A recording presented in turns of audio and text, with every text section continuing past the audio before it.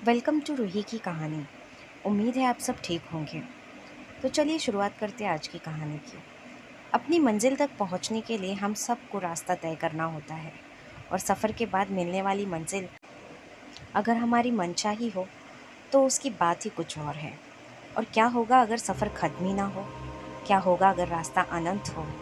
क्या होगा अगर आप उस रोड पर निकल पड़े हो जो रास्ता आपकी मौत की ओर ले जाता हो? हम चलते हैं ना खत्म होने वाली सड़क की तरफ। निशांत और उसके 7 दोस्त अमीर बाप के बिगड़े हुए लड़के थे। उन्हें ना गरीबों की परवाह थी और ना ही फिक्र। उनका जो मन करता था वो करते थे। उनका कोई कुछ बिगाड़ने वाला नहीं था। लेकिन कभी ना कभी ऊंट पहाड़ के नीचे आता ज़रूर है, कभी जल्दी तो कभी देर से। एक दिन रात में निशांत और उसके 7 दोस्त पास के ही एक गांव में चले गए। गांव में गरीबों के पास अपने मुर्दों को गाड़ने की जगह भी नहीं थी, इसलिए उन्हें गांव के सड़क के किनारे गाड़ दिया जाता था। इसी सड़क के किनारे एक बोर्ड पर लिखा हुआ था कि हमें आराम से सोने दें, हम आपको आराम से सोने देंगे। जब निशांत और उसके 7 दोस्त वहां पहुंचे तो सबसे पहले उन्होंने वो बोर्ड निकाल फेंका और फिर जिंदा इंसानों की इज्जत न करने वाले इन लफंगों के एकजुट ने मुर्दों के साथ भी यही सुलूक शुरू कर दिया। कोई कब्र पर रखे फूलों को फेंकने लगा तो कोई कब्र पर बैठकर शराब पीने लगा। कोई कब्र पर रखे पत्थर को फेंकने लगा तो किसी को कब्र पर पेशाब करने का आइडिया आया। जब इन गिरी हुई हरकतों से इनका मन भर गया तो वह आगे बढ़ गए। अभी तक जो हुआ वो निशांत और उसके दोस्तों ने किया, पर अब किसी और की बारी थी। सारे दोस्त उसी रास्ते पर आगे बढ़ते जा रहे थे। तभी उनमें से एक को महसूस हुआ कि बहुत देर हो गई पर आगे कुछ नहीं आ रहा और उन्हें ये लग रहा है कि वो उसी रास्ते पर गोल गोल घूम रहे हैं और वह कब्र बार बार उनके सामने आ रही है। तभी उनमें से एक बोला, दोस्त यार निशांत, तुझे ये नहीं लगता कि हम यहाँ से पहले भी गुजर चुके हैं? निशांत, क्या बकवास करता है, लगता है तुझे चढ़ गई है। 2-3 घंटे और चलने के बाद दोस्त की नज़र उसकी घड़ी पर जाती है। उसकी घड़ी पर 7 बज रहे हैं और ये शाम के 7 बजे तो नहीं हो सकते, मतलब ये सुबह के 7 बजे हैं। और अब वो सब इस बात को समझ जाते हैं कि ये ना तो ये रोड ख़त्म हो रहा है और ना ही रात। वो रास्ते पर थके हारे चल रहे थे। तभी उनके सामने एक चुड़ैल आकर खड़ी हो गई। उसके बाल से उसका पूरा मुंह छुपा हुआ था। वो केवल उसकी एक लाल आंख नजर आ रही थी। इससे पहले वो डर के मारे भागते वो बोली, चुड़ैल, हमने कहा था ना कि हमें सोने दो, कहा था ना हमने। ये कहते हुए उसने अपने हाथ में रखा एक भाला सारे दोस्तों की तरफ फेंका और उनमें से एक के सीने में आकर लगा और उसकी मौत हो गई।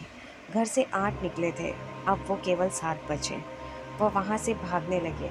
तभी उनके सामने एक पिशाच आकर खड़ा हो गया। उसके चेहरे पर ना तो कान था ना नाक था, उसके एक आँख था और एक मुंह था। तभी वो पिशाच बोला, हमने कहा था ना कि हमें सोने दो, कहा था ना। तभी वो पिशाच अपने दोनों हाथ ऊपर किए और देखते ही देखते उसके आसपास के पेड़ उखड़ने लगे। वो पेड़ आकर उन दोस्तों के ऊपर गिरे। इन सब के बीच 3 और दोस्तों की मौत हो गई। अब इनमें केवल 4 लोग बचे थे। चारों दोस्त तुरंत वहाँ से भागने लगे। सब लोग थके हुए थे और पीने के लिए पानी भी नहीं था और रात खत्म होने का नाम ही नहीं ले रही थी और ना ही वह रास्ता खत्म होने का नाम ले रहा था। दोस्त निशान, हमने इन लोगों को सोते हुए परेशान करके अच्छा नहीं किया। ये हमसे इस बात का बदला ले रहे हैं।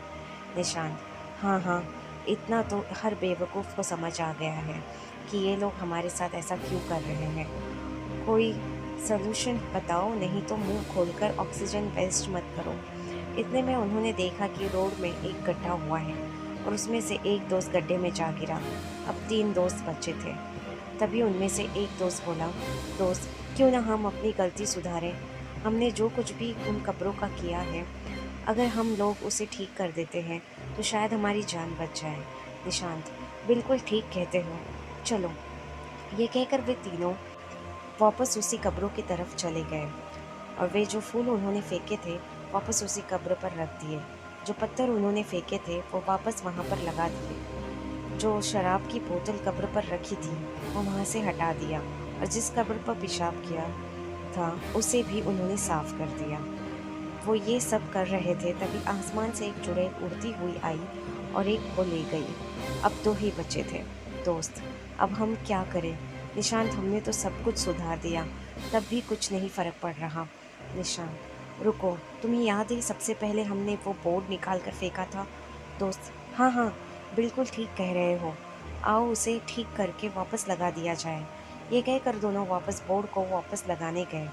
तभी उनके सामने वही चुड़ैल और पिशाच आ गए और उनकी तरफ बढ़ने लगे। ये देखकर वो दोनों और तेज बोर्ड को उस पुरानी जगह पर गाड़ने लगे और इसके पहले कि चुड़ैल और पिशाच उनके सामने पहुंचते, उन्होंने बोर्ड को पुरानी जगह पर अच्छे से लगा दिया और देखते ही देखते चुड़ैल और पिशाच दोनों गायब हो गए। अब धीरे धीरे आसमान से अंधेरा जाने लगा और सुबह हो गई। बचे हुए दोनों दोस्त अपनी गाड़ी में बैठकर भाग गए। अब इन सोते हुए लोगों को दोबारा कोई नहीं परेशान करेगा। इन लोगों की एक गलती की वजह से निशांत के 6 दोस्तों की जान चली गई। काश इन लोगों ने उन कब्रों की बेइज्जती न की होती। उम्मीद है आपको मेरी कहानी पसंद आई होगी। मेरी कहानी पसंद आने पर मेरे चैनल को लाइक, सब्सक्राइब और बेल नोटिफिकेशन हिट ज़रूर कीजिए ताकि ऐसी और दिलचस्प कहानियाँ आपको सुनने मिले।